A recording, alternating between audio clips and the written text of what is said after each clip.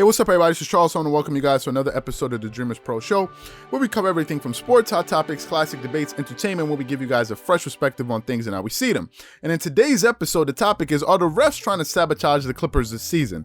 So that's the topic I want to get into in today's video. But before we get into that, I want you guys to please make sure you go ahead and hit the like button, hit the subscribe button, and hit the notification bell to be notified whenever we drop our content. Also, we have our Dreamerspro Max online sports community. It's a place where you can go start basketball discussions and NFL discussions and pretty much any other discussion about any other sport. Is a place where you can chat live during games. We do that pretty much every night. Go live with us after games. To get some, to get feedbacks and so we can take some of your questions, consume original content that you're not going to be able to get anywhere else, and do so many other things. So if you guys are interested in that, be sure to check it out. We have it linked in the description below and get 7 days of free access. Let me get into this topic here. I'm not really into the whole conspiracy theory thing. Okay. Whenever I throw out one of these ideas, I usually like to back it up with some data. Up until this point, it never occurred to me to go look at the stats. Instead, I was just kind of, thinking about it, wondering about it, watching these games and saying to myself, are the Clippers being officiated properly, right? Are they being officiated the same way other teams are, right? I've been watching this team and I've been noticing that these Clippers games, the way the referees have been officiating these games are very, very strange. You've seen a lot of head scratching calls and fouls and no calls, and you ask yourself, what is going on, right? What is it that the referees are they out to get the Clippers? Did the Clippers do something wrong? Could it be something, maybe a comment that Paul George made at an earlier point in this season that maybe maybe made the referees kind of put a microscope on this team and say, okay, listen, you guys are going to criticize us publicly. We're going to make you guys pay for that. I don't know. Is it the decision that was made by the referees internally that said, listen, we're not going to give this team the benefit of the doubt. We're not going to give them any respect whatsoever, although they're one of the best teams in the NBA. Is it that? Because let's talk about some of the most egregious calls that have gone against the Clippers this year. Okay, let's talk about the one that we remember that we remember the most. Y'all remember the game, the second meeting between the Clippers and the Brooklyn Nets. We all remember the game. Remember the fourth quarter, they were down 2. Kawhi Leonard was driving to the basket, and James Harden basically blocked his path, and James Harden flailed up but the referee behind the play decided to call a foul when there were other referees on the other side of that play, and they decided to say it was a foul, it was a charge or whatever it is, offensive foul, and then they ended up turning over the ball. No review of the play, nothing whatsoever. And I said to myself, what kind of bogus call is this? It was so bad that other honest people in media said that was a bogus call. And then the league came out and said that they got it right or something like this, that it was a charge. And I was like, what? That was the first thing, right? And I've said this, given the fact that Kawhi Leonard plays with so much physicality, you're going to be hard-pressed to find another star in the NBA that plays with more physicality than Kawhi Leonard. Let's name a few. Let me list the players that Kawhi Leonard plays just as physical as or more than. Kawhi and LeBron play with the same level of physicality because LeBron is a freight train going to the basket and he's barreling in to do. So Kawhi and LeBron play with a lot of physicality. Kawhi plays with a lot more physicality than Kyrie Irving, than James Harden. I don't even think it's a question. He definitely plays with more physicality than who's another player, Devin Booker and others. The only other person I can say that plays with more physicality than Kawhi is Giannis Antetokounmpo. Right? Giannis Antetokounmpo is the most physically dominant basketball player in the NBA today. I don't care what anybody says. So I've been saying to myself, what exactly is going on? Right? Why is Kawhi Leonard and the Clippers not getting these calls? And last night, the thing I was thinking is the exact same thing that Kawhi Leonard spoke to. But before I get into that, other people have also mentioned the fact that why doesn't Paul George attack enough? Why isn't Paul George going to the basket? And I'm saying to myself, are you watching these games? Paul George is constantly attacking the basket and constantly being put on his back every single time, and the referees are refusing to blow the whistle. Every single time I watch Paul George attack the basket, I say to myself, is either he's going to make this shot or he's going to miss, because the referees are not going to call foul. Every single time Paul George attacks, the referees are not giving him the benefit of the doubt. It's like Paul George is not even an all-star in the NBA anymore. He's a scrub. He's a nobody. According to these referees, he doesn't get the benefit of the doubt. So people saying Paul George attack. These refs are not calling the fouls. Are you watching the games? Do you watch the games? Do you see what's happening? The refs are not calling the fouls. So last night I was saying to myself, what is going on? Then a reporter ended up asking Kawhi Leonard, is he worried at the fact that this team is not getting a lot of calls in the paint? So before I go too far, I want you guys to take a listen to what Kawhi Leonard said yesterday when he was asked about the lack of foul calls. Take a listen to that. Hey, Kawhi, you guys took 30 shots at the rim tonight, won the point battle in the paint, 43, I believe, 42 to 30.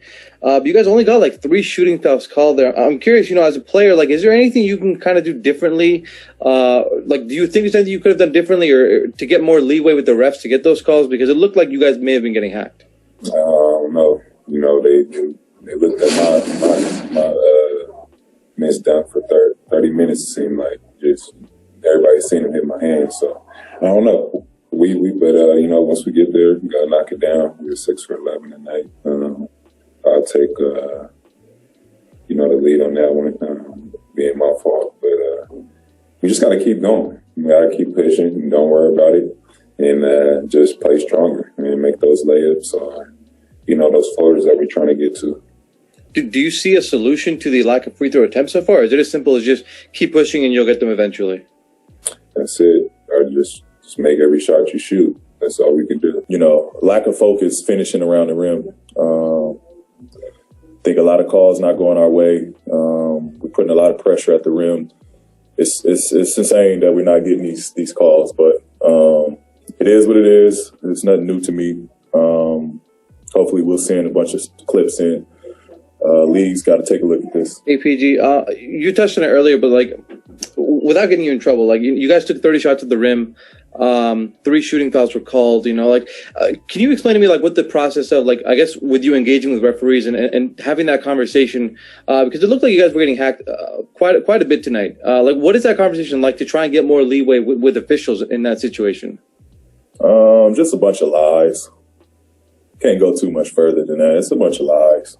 They know what's going on. Now, for someone that doesn't speak that much or doesn't speak at all, that spoke volumes. Kawhi Leonard basically said, I don't understand what is going on, right? I don't understand. I'm just translating what he's like, I don't understand what's going on. And basically he said, we're not getting the benefit of the doubt. So basically, we got to hit every single shot that we take. Think about how absurd and how demoralizing that must be to a player when you kind of now understand that the refs are not going to give you the benefit of the doubt. How do you think players generate their rhythm in games? You think it's just, simply by driving to the basket and making a layup or hitting a jump shot? Sometimes seeing the ball go through the hoop helps players get a rhythm. But if the Clippers are not getting the benefit of the doubt when it comes to the referees, that's a problem. So I did some research of the teams that are attempting the most free throws per game in the NBA. Because remember, the Clippers have they're the number 1 shooting free throw team in the NBA, shooting about 83% or so from the free throw line. The Clippers, 83.9. So they're shooting 84% from the free throw line. Do you know where the number 1 ranked free throw team in the NBA, the Clippers, the number 1 ranked free throw team, ranks in free throw attempts in the NBA? Do you know what rank they are? Out of 30 teams, the Clippers are ranked at number 26. The Clippers are ranked at number 26 in free throw attempts. The only teams behind them are the Denver Nuggets, the Orlando Magic, the Chicago Bulls, and the Phoenix Suns. How is it possible on a team that has Kawhi freaking Leonard, and Paul George, and these guys are ranked number 26 in free throw attempts? That just lets me know that the referees are not giving this team the benefit of the doubt. That what I just gave to you is not my opinion. That number I just gave to you is not my opinion. Those are the stats. Those are the facts. The Clippers are the 26th ranked team in the NBA. Do you know the teams that are above the Clippers as far as free throws attempted? The Minnesota Timberwolves, the Memphis Grizzlies, the Indiana Pacers, the Oklahoma City Thunder, the Charlotte Hornets. and the Clippers are ranked all the way at 26, pretty much tells you what the referees think about this team. That y'all are not getting the benefit of the doubt. And why that's happening, I have no idea, but those are the facts. And when you have Kawhi Leonard saying that I don't understand what they were reviewing, it looked like it took him a half an hour just to review a call where everybody clearly saw them hit my hand. And if you saw him say the video of him saying that, if you look at his face, it looked like he wanted to go further, but then he caught himself. He was getting ready to say he was going to go further, but he didn't make the mistake that Paul George did, where he said, I think it's disrespectful and all. He knew what he wanted to say. And trust me, internally, that team is aware of it. What I think is happening is I think the Clippers have said to themselves, the referees ain't going to blow the whistle. They're not going to blow this damn whistle, so we got to play through it. We got to play through this. But at a certain point, like when this gets to the playoffs and guys are getting knocked down left and right and the referees are not blowing the whistle, that's going to come back to bite the Clippers. So what I want to know from you guys is, do you think the officiating has been a bit strange? Whatever you guys think, please leave your thoughts and comments in the comment section below.